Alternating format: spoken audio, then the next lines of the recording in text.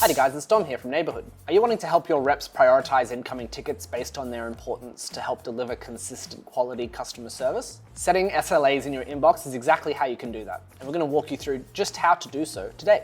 As a heads up, this applies to users with super admin permissions as well as Service Hub Professional and Enterprise. If you're keen on more practical support inside HubSpot, Neighbourhood offer a comprehensive, easy to follow course so you're making the most out of HubSpot. Stay tuned for more info at the end of this video. If you want to take your learning offline though, we'll include a downloadable PDF in the description below.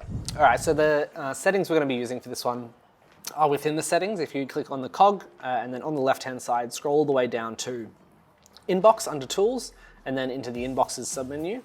And then it's this second tab here that you can see is marked with the new tag. For me, depending on when you watch this, it may not have that new tag anymore. First off, to contextualize what we're doing today, an SLA is the system's way of understanding when a ticket can be considered overdue or almost due. So basically your service team know which tickets to focus on because they are coming up on their, not expiry, but on when you expect them to be completed by. What we can do in here is basically go in, manage when SLAs apply. First thing you want to do is decide if you want to apply it to working hours or calendar hours. A calendar hour basically just means 24/7, so all time. It's always counting effectively.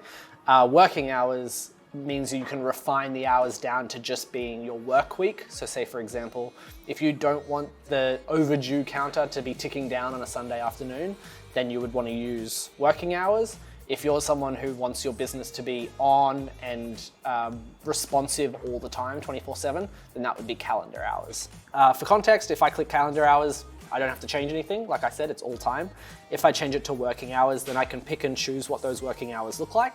So let's say, for example, 9 to 5, Monday to Friday, makes sense. Maybe I also work like a couple of hours on a Saturday morning or something. So I can come in here, say Saturday, and then say 9 to midday or something, whatever your specific working situation is like. If you want to block out an hour for lunch every day, you can do that too.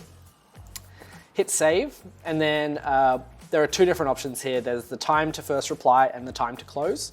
So this one here is obviously counting from the creation of the ticket all the way through to the first response to the ticket by a staff member. At what point do we want the ticket to be marked as almost due?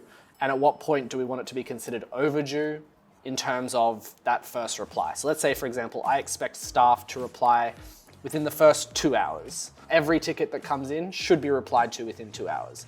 If it's not replied to within 3, I'm going to count it as officially overdue.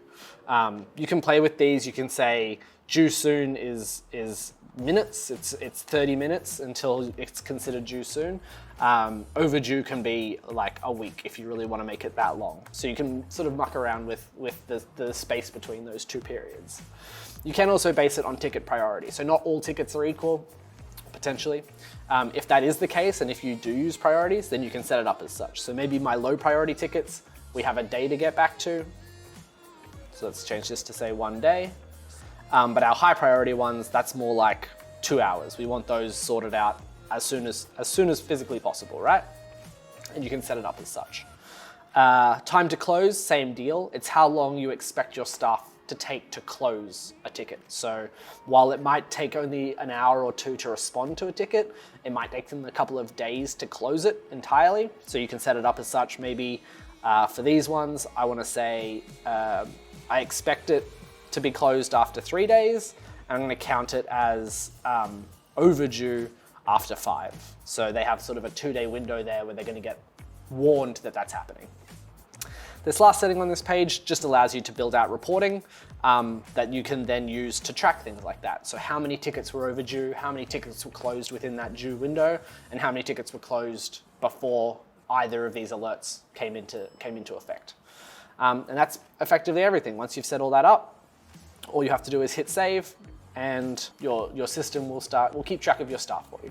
And there you have it. Now you know how to set SLAs in your inbox. If you're wanting to make the most out of HubSpot, Neighbourhood offer a step-by-step course covering marketing, sales, service, and CMS Hub in depth, ensuring you and your team are best serving your customers while developing efficient internal processes. We'll include a link for this below. As well, if you're after a PDF version of this for later, or you're passing it on to a mate in need, we'll include a link in the description. If you gain value from this video or are keen to learn more about HubSpot, make sure that you hit that subscribe button. But for now, happy HubSpotting.